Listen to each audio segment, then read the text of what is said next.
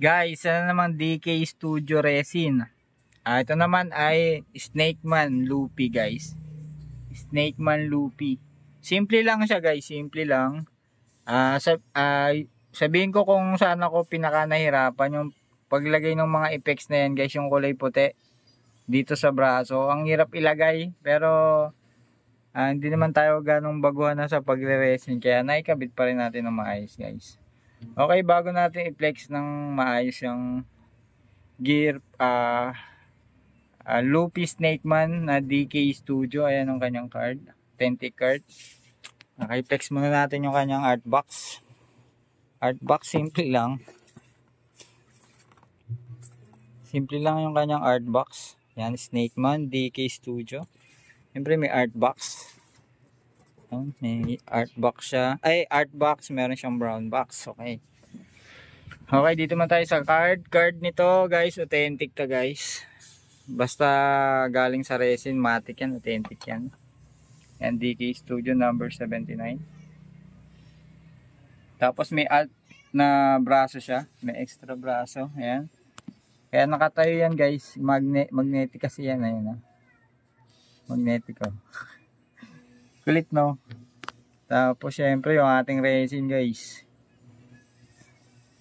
Simple lang siya guys. Para sa akin, kung bibili ka, pwede na rin. Pero hindi siya ganun ka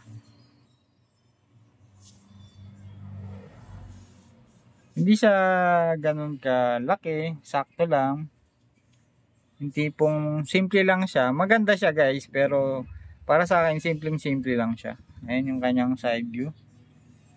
Pero overall maganda guys. Siyempre resin yan guys. Authentic na resin yan guys. Yan o. Nahirapan ako dito sa effects guys. Yung kulay puti na nangirik ikabit sa braso. Kasi ngayon lang din ako nagkaroon yan eh. May mga technique pa. May technique kasi eh. Kanina ko lang nakapa yung technique. Yung kanyang gilid, yung likod guys oh. Basta simple lang siya. Maganda siya guys, pero simple lang. Ayan. Base. Baka Snakeman yan guys. Baka Snakeman yan. Side view. Ganda oh. Tapos naka-glass cab yan guys. Lupit yan. Ayan, kung mahilig kayo sa mga simpleng resin katulad nitong Snakeman Loopy, panalo to guys. Ayan o.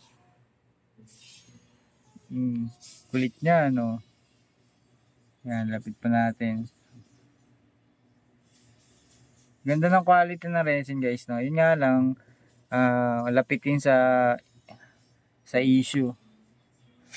Yung ibig sabihin issue, yung para may nabasag na effects, ayan, issue na yun. Parang ganun guys. Ayan. Guys, tingnan na may mukha oh. Baka Snakeman yan guys. Ang ganda, simple pero rock. Yan, kung mahilig kayo sa simpleng resin, panalo to. Pero kung mahilig kayo sa mga medyo may mga extra base, extra head, hindi to fit para sa inyo guys. Yan o, lupit. Ganda nyan guys oh. Side view natin. Ayan yung front nya oh. Isipin nyo, naka-display yan oh. Ganda oh. Pag nakatagilid naman siya oh. Lupit.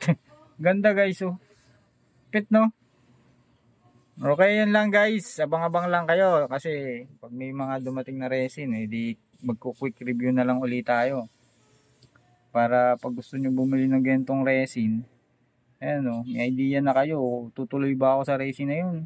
Ito kaya itsura no? Ito guys, para sa inyo to. Simple lang guys. Pero maganda syempre resin yan guys. Authentic na resin yan eh. Okay, abang-abang lang guys. Syempre happy collecting guys. Bili lang ng bili ng laruan hanggat may pambili. Ayan, happy collecting lang guys. Simple pero rock. Syempre maganda.